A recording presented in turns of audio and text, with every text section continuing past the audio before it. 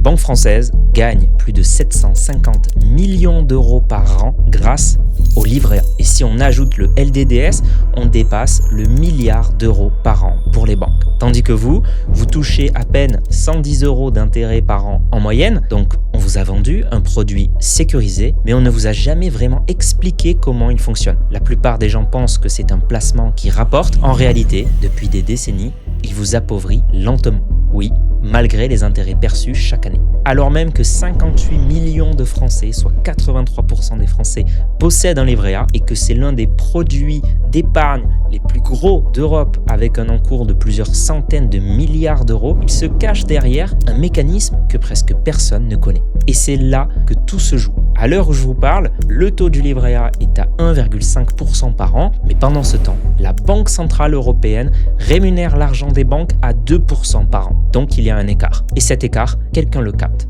Alors, est-ce que le livret A est une arnaque ou simplement un système tellement opaque que personne ne vous a encore expliqué? Avant de crier à l'escroquerie, il faut d'abord comprendre ce qui se passe réellement quand vous déposez de l'argent sur ce fameux livret sécurisé. Où va réellement cet argent? Qui l'utilise? Et surtout, qui gagne vraiment de l'argent avec? Vous allez voir que la réalité n'est pas forcément celle que vous imaginez.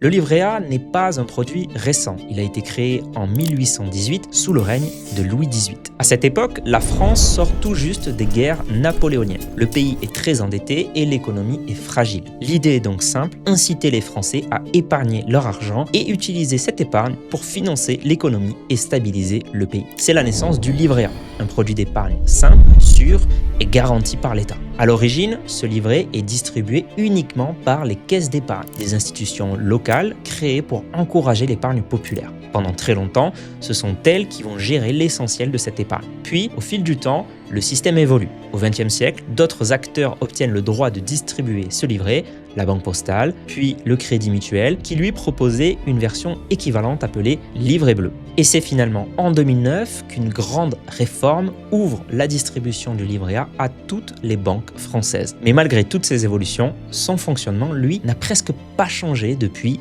2 siècles. Pourtant, ce fonctionnement, il peut surprendre. Quand vous déposez de l'argent sur votre livret A, cet argent est en réalité redirigé vers 2 endroits différents. Premier endroit, la Caisse des dépôts et consignations. C'est une institution publique qui gère une grande partie de l'épargne des Français. Aujourd'hui, environ 65% de l'argent des livrets réglementés y est centralisé. Cet argent sert notamment à financer le logement social, la rénovation urbaine, certaines infrastructures publiques. Emmanuel Macron a récemment annoncé vouloir utiliser aussi cet argent via la Caisse des dépôts et des consignations pour financer le nucléaire en France. Mais le reste, environ 35% de l'argent du livret A, reste directement dans les banques françaises. Et c'est là qu'on comprend vraiment ce qui se passe avec votre argent. Quand vous placez de l'argent sur votre livret A, la banque peut en fait directement le placer à minima auprès de la Banque Centrale Européenne, la BCE, qui rémunère cet argent à 2% par an. Pendant ce temps, la banque doit juste vous reverser 1,5% sur votre livret A. Donc forcément, il existe un écart, un petit écart de 0,5%.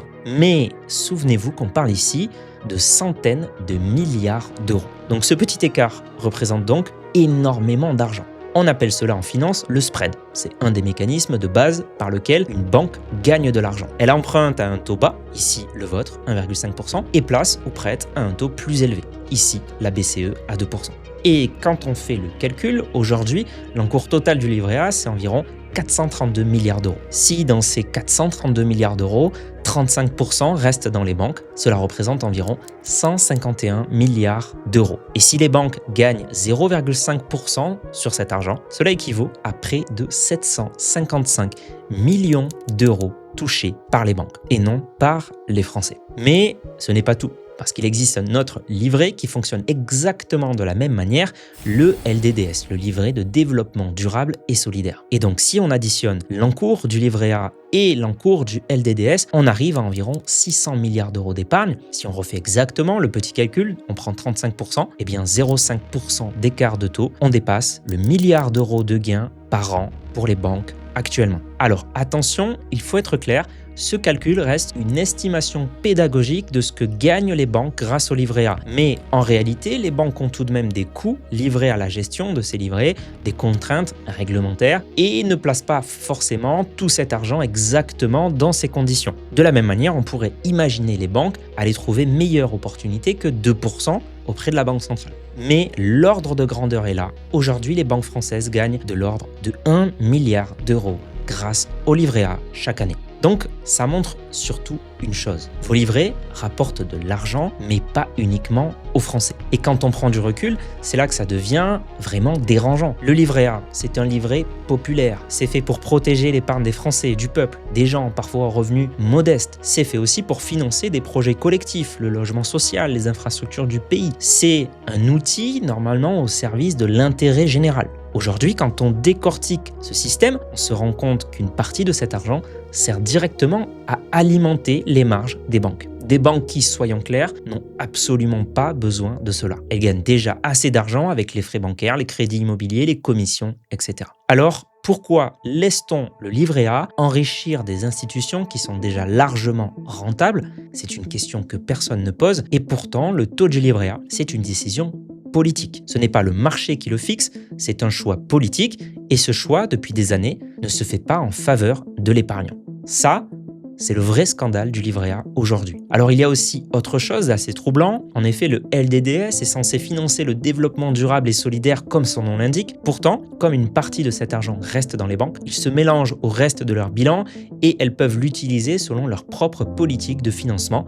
Et certaines banques, on le sait, par exemple, peuvent continuer de financer des projets liés aux énergies fossiles. Autrement dit, indirectement, une partie de votre épargne sur LDDS peut financer des activités en contradiction complète avec l'intitulé du produit. C'est d'ailleurs un point qu'on soulève régulièrement avec nos clients en conseil patrimonial. Quand on veut donner du sens à son épargne, il ne faut pas s'arrêter au nom du produit. Il faut regarder où va réellement l'argent. Donc oui, les banques gagnent de l'argent grâce à votre livret A et ce n'est pas l'unique sujet qui doit vous préoccuper. Parce que le véritable angle mort du livret A, ce n'est pas où va votre argent, c'est aussi combien il vous rapporte réellement. Et quand on regarde les chiffres, on se rend compte d'une chose assez dérangeante. Pendant des années, des millions de Français ont cru épargner, mettre de côté, se sécuriser, alors qu'en réalité, ils perdaient de l'argent. Je profite de cette vidéo pour vous dire que je suis Mathieu Louvet, fondateur de S'Investir, conseiller en gestion de patrimoine. Et sur cette chaîne, je décrypte ce que personne ne vous explique sur l'argent, l'investissement et l'épargne. S'Investir, c'est aussi le programme LBD qui vous permet de vous former, d'apprendre et d'accéder aux meilleures stratégies d'investissement en toute autonomie. Mais c'est aussi le cabinet S'Investir Conseil qui réinvente la gestion privée pour déléguer l'optimisation et le pilotage de votre patrimoine à partir de 100 000 €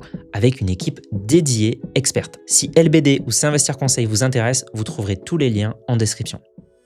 Quand on analyse la rémunération du livret A, quand on voit 1,5%, eh bien un taux positif ne veut pas forcément dire que vous gagnez de l'argent. Je sais, c'est contre-intuitif, mais prenons un exemple très simple. Si votre livret A rapporte 1,5% au cours de l'année, mais que les prix augmentent de 3% au cours de cette année, alors votre argent perd du pouvoir d'achat. Prenons au début de l'année 100 €. Avec 100 €, vous pouvez acheter au début de l'année votre panier de courses qui vaut 100 €. Mais un an plus tard, vous vous retrouvez avec 101,50 € grâce au 1,5% du livret A. Mais votre panier de courses vaut désormais 103 €.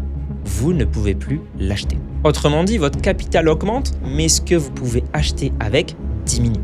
Il faut toujours raisonner en termes de rendement réel, net d'inflation, et non en rendement nominal brut. C'est ce qu'on appelle la destruction silencieuse du capital. Sur le papier, votre solde augmente, mais en valeur réelle, ajustée de l'inflation, vous vous appauvrissez chaque année sans même vous en rendre compte. Et c'est exactement ce qui s'est produit pendant la dernière décennie. Entre 2015 et 2025, le livret A net d'inflation a rapporté en moyenne moins 0,45% par an. La pire année a notamment été 2022 avec une inflation à 5,20% sur l'année. Un livret A qui a rapporté sur l'année en moyenne 1,38% par an. Je dis en moyenne parce que son taux a évolué au cours de l'année. Et donc un livret A qui net d'inflation n'a pas rapporté de l'argent, a fait perdre de l'argent avec un taux net de moins 3,82% sur l'année. En fait, historiquement, le livret A n'a pas compensé l'inflation. Quand on reprend les chiffres, depuis 1900, net d'inflation, le livret A a rapporté en moyenne moins 3,9% par an.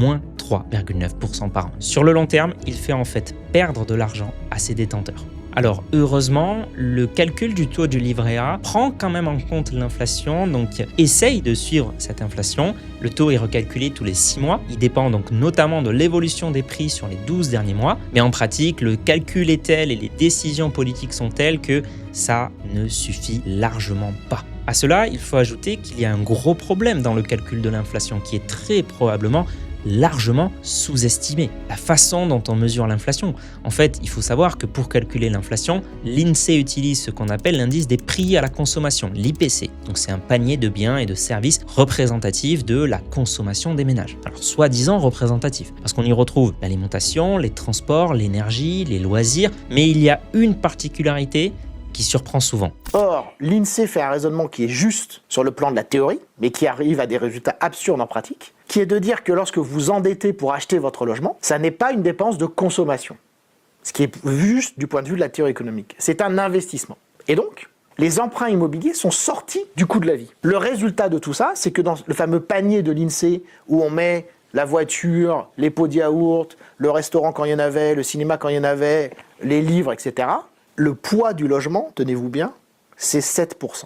Donc pour l'INSEE, l'achat d'un logement n'est pas considéré comme une dépense de consommation. Pourtant, on connaît tous les coûts annexes et tous les coûts irrécupérables qui sont liés à l'achat immobilier, les intérêts, le notaire, l'agent immobilier, etc., etc. Conséquence de tout ça, d'après l'INSEE, le calcul officiel de l'inflation indique en 2018 que les dépenses de consommation en logement ne pèsent que seulement 14% dans le panier, avec 6,1% pour les loyers seuls. Alors que dans la réalité, évidemment, si notamment vous êtes locataire, le logement est souvent la première dépense des ménages. Et ça, ce n'est pas un investissement. Et donc ce décalage peut créer une situation assez étrange. L'inflation officielle peut sembler modérée, alors que pour beaucoup de Français, ils ont le sentiment que tout devient plus cher, et notamment le logement, notamment l'immobilier. Dans ces circonstances, le taux du livret A peut sembler correct sur le papier, mais reste en fait largement insuffisant dans la réalité.